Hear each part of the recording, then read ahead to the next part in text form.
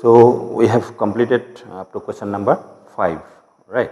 Today we will work out the question number 6. So assume that PA is equal to PB, so that A is equal to B. PA, PB means they are power sets of these sets. Okay, if power sets are equal, then two sets will be equal. That is what we need to show here. So before that, let me clear you one thing. You see, suppose what is PA? A set of subsets of A. This much we know. Subsets of A are elements in PA. That means we have to find out subsets of A. Let us write subsets of A. These are subsets of A. Now, how do you write pi subset of A? This way we write, isn't it? This is subset of A. This is subset of A. This way we can represent. Now, PA will be what? Phi 1 to A. This is PA. Which symbol is to be used here? Subset or belongs to? 1 is belonging to PA. So belongs to. But in case of 1 here, what are you using here? When a set is a subset of A, that is an element of that PA, or element in PA is a subset of that A. That is what you need to make clear. Got it? So we will start here. Solution, right? Given PA is equal to PB, we know A is subset of A, isn't it? This is subset of A. Here we can write A subset of A. A is subset of A. It implies A belongs to PA. This is what I explained. What is belonging to PA? That is subset of A. This set is in PA as a member, but that member is a subset of this set A. Right? Now A belongs to, we can write PB. Simple, this is PA equal to PB, it is given. Isn't it? Since PA equal to PB. A belongs, then belongs to PB means A is subset of B in reverse order. Number 1. Again, we can write B subset of B. So here B belongs to PB. This is what you understood now. B belongs to, instead of PB, let us replace by PA, because PA is equal to PB, it is given. Okay. Now B is subset of A. So from 1 and 2, from 1 and 2, we get A is equal to B. This must proved. So this is question number 6. Okay. Now let us move to the question number 7. The question number 7 is it true that for any sets A and B, what does this expression mean? Union of two power sets is equal to power sets of the union of that two sets. PA power set of A, B is another set and power set of that set, PB, two different power sets and their union, right?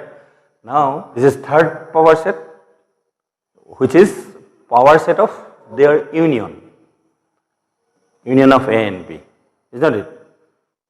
So let me explain this with some examples, right? Let A is 1, 2, B is 2, 3. Then A union B will be 1, 2, 3, right? So let us find out their power sets. PA is phi 1, 2, then A.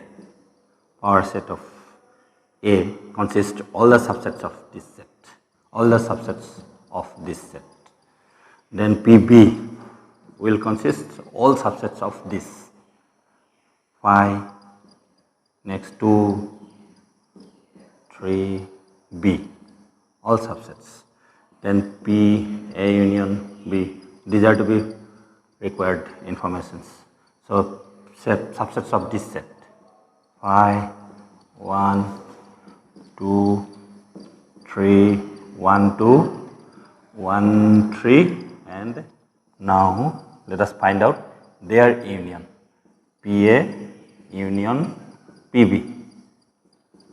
PA union PB gives phi is a common element 1, uncommon 1, 2, between the 2 we will write only 1, then 3 and AB. Okay, so this is union of power sets of A and power set of B, and power set of A union B is this one. This is our right hand side, left hand side, isn't it? Now let us compare these two. What will you get? Are they same or not? A left hand side not equal to right hand side, as you have observed that the elements are, whatever the elements are here are not same with this, isn't it? So left hand side not equal to right hand side, hence PA union PB is not equal to PA union B. That means the statement is not true, isn't it? Therefore, our given statement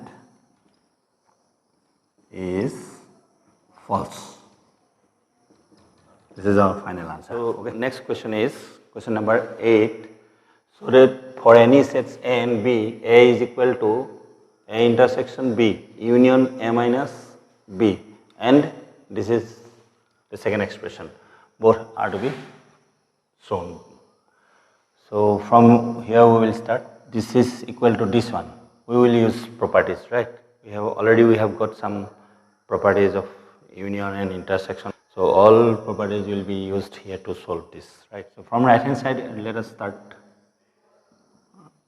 Right hand side, A intersection B union A minus B.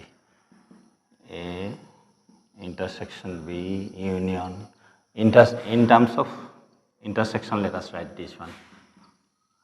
This is P complement. So how have you got this?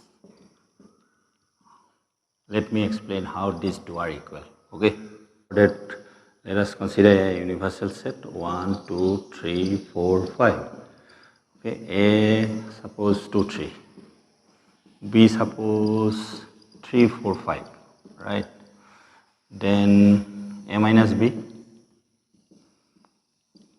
Is there any element which is in A, not in B? Yes, 2 is there in A, not in B, so 2.